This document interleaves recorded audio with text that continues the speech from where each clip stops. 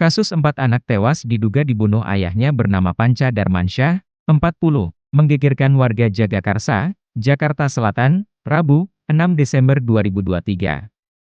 Panca menghabisi VA, 6, S, 4, A, 3, dan AS, 1, lalu dirinya mencoba mengakhiri hidup. Sementara, jasad keempat bocah itu ditemukan berjejer di kasur salah satu kamar kontrakan.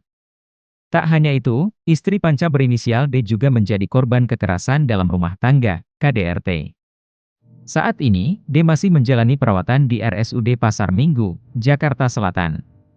Menanggai insiden pembunuhan dan penganiayaan tersebut, ahli psikologi forensik Reza Indragiri menilai peristiwa 4 anak tewas di Jagakarsa tak termasuk kategori tindakan KDRT.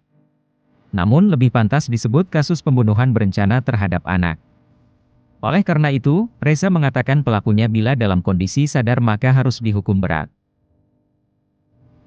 Sebutan kejadian ini sebagai KDRT sepertinya tidak lagi memadai. Ini tepat disebut pula sebagai kasus pembunuhan berencana terhadap anak. Kalau pelakunya waras, hukum mati, katanya. Reza mengungkapkan hal tersebut bukan bermaksud untuk mendramatisasi. Tetapi, ia menuturkan pendapatnya tersebut berpijak dari kekhawatirannya tentang tanda-tanda suicide epidemic. Sebagaimana yang saya sering kemukakan belakangan ini, saya was-was kita sedang berhadapan dengan tanda-tanda suicide epidemic.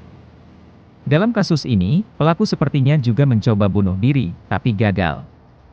Apapun itu, bunuh diri sudah menjadi aksi, ucapnya. Dengan asumsi, kata dia, ini merupakan satu kasus yang menandai suicide epidemic dan bertalian dengan KDRT, maka tidak cukup lagi penyikapan kasus per kasus. Butuh program berskala luas untuk mengatasi KDRT dan bunuh diri, ujarnya. Menurut dia, perlakuan punitif berupa pemenjaraan, tidak serta-merta sebagai solusi mujarab. Dalam kasus KDRT 2 seleb belum lama ini, yang berujung penjara bagi suami, saya mengusulkan ada perlakuan selektif berupa wajib rehabilitasi bagi pelaku. Antara lain anger management, drug intoxication, katanya. Reza juga mengungkapkan peristiwa Jagakarsa sangat ekstrim. Sehingga, penting diketahui asal-usul pelaku bisa melakukan aksi keji tersebut. Karena sedemikian ekstrim, relevan untuk dicari tahu kondisi bahkan masalah mental yang mungkin dialami pelaku. Depresi, adiksi obat-obatan, dan lain-lain, kata Reza Indragiri. Ia pun menyinggung soal penanganan kasus KDRT yang selama ini kerap terjadi di tengah masyarakat. Menurut Reza, polisi harusnya merespons cepat begitu menerima kabar atau laporan tentang KDRT, meskipun memang tidak mudah dalam praktiknya. Ia mengungkapkan kasus KDRT sangat sering terjadi, bukan hanya di Indonesia tetapi juga di negara-negara maju. Misal di Amerika Serikat, laporan tentang KDRT masuk setiap 3 menit. Di Australia, 2 menit. Di Indonesia, saya tak punya datanya. Perkiraan saya, rendah, karena masyarakat menganggap KDRT sebagai masalah domestik yang tabu untuk diikut campuri. Belum lagi jika khalayak luas mengalami krisis kepercayaan terhadap polisi, katanya.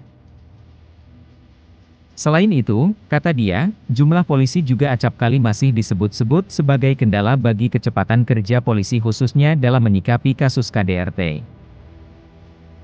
Situasi KDRT yang berat juga bisa membahayakan jiwa petugas polisi.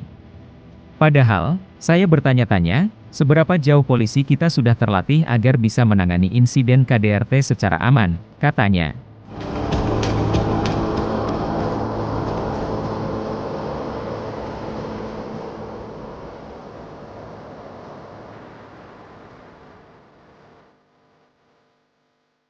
Download Tribun X sekarang, menghadirkan lokal menjadi Indonesia.